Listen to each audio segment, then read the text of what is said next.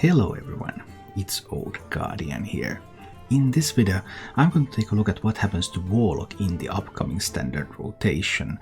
I'll take a look at all the main Warlock meta decks and what are they losing and how is that going to affect the decks.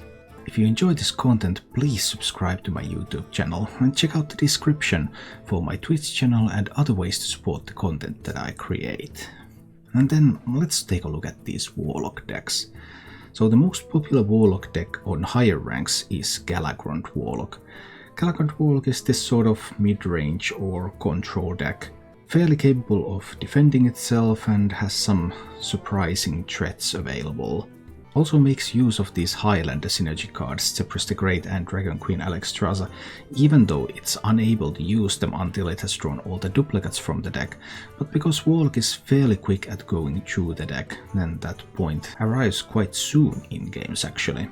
Galakrond Warlock currently is a pretty decent deck. It has a close to 50% matchup against all the meta decks basically, so no matter what you're up against you always have a chance.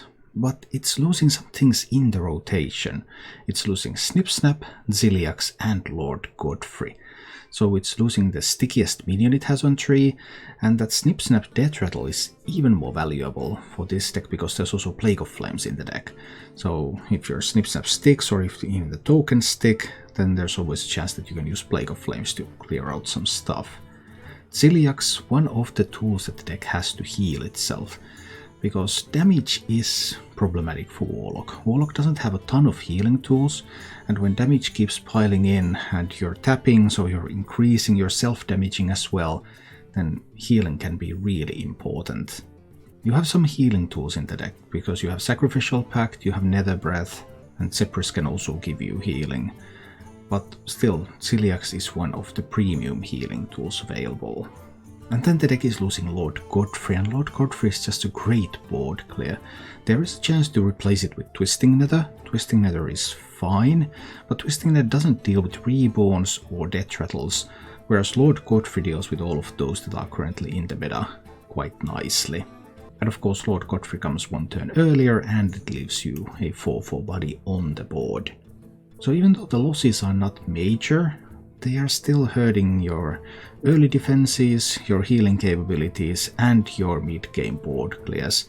And for a deck that's currently neck and neck against most meta decks, these can hurt. It's reasonably likely that the archetype can survive, but it needs a little bit of something from the new expansion. The most popular Warlock deck on lower ranks is Zoo, and especially Galakrond Zoo. Galakrond is just such a great fit with Zoo because all of those invokes give you more 1/1s, so you get tokens and tons of tokens. Galakrond Zoo isn't losing a lot of cards either, it's losing 2 cards. It's losing Grim Rally and it's losing Scarab Egg.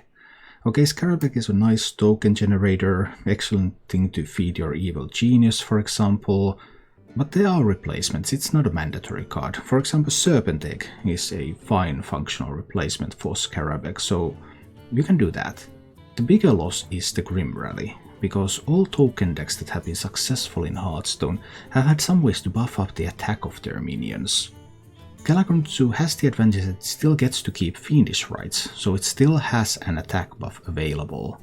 But losing Grim Rally is going to hurt.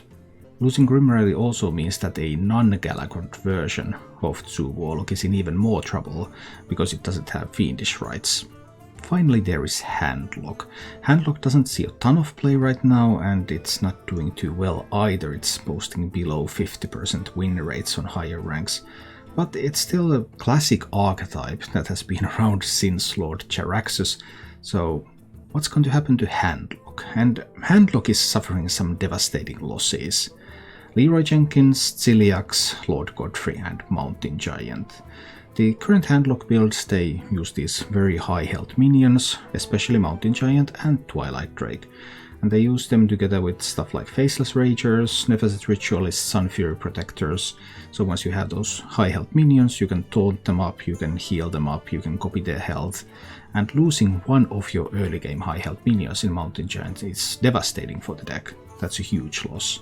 The current Handlock builds, in addition to these big minions early, also have a bunch of bursts to finish the game, and the burst comes from Leroy Jenkins and Soulfire, and with no Leroy Jenkins, yeah, that burst potential is severely diminished. So Handlock, which already wasn't doing too well, is losing a lot more. There's still a bunch of cards left that benefit from having cards in hand. There's Abyssal Summoner, there's Twilight Drake, but without Mountain Giant, it just doesn't look like it's going to be enough. The new expansion would need to give some new card that benefits from having cards in hand in order for Handlock to find its footing in the new expansion. And that is not all that Warlock is losing. These cards are also rotating out of the standard format. So Glinda Grouskin, although Glinda was more of a wild card anyway already, not really seeing that much play in standard. And then there's Augmented Elec, while Plot Twist is going to stay in standard, so you can exchange your hand with stuff in your deck. With Elec gone, that sort of infinite Plot Twist combo, that's going to be gone. It wasn't very useful right now because the meta is just too fast and there are too many threats for those sort of infinite things to handle, but still even the option to do that is going away. And another card that's relevant for Warlock is Mechatoon, because Mechatoon Warlock has been a deck. During the times of Cataclysm, it was actually a good deck, and now with no Cataclysm you have like Mechatoon Galvanizer, Plague of Flames combo to pull it off in standard. It's not very good. It's somewhat playable, but of course without Mechatoon it's completely dead. Solarium is also going away. Solarium has been a fun card, used in combo decks, because then you just draw cards when you have your full combo ready, so you don't mind discarding the others, and also used sometimes in zoo decks because you can get more resources, although the Galakrond zoo kind of solves that with the synergy card. But still, one option for rapid resource generation going away from standard. And also this discard style of mechanic is going away. Multiple discard synergy cards are going away, most notably Soul Warden, Valkyrie had 3 random cards you discarded this game to your hand. But this discard mechanic has already been phasing out for some time here, and it never was very good or successful, so it's not something that I would really miss, but still it is a mechanic that Warlock will no longer have access to.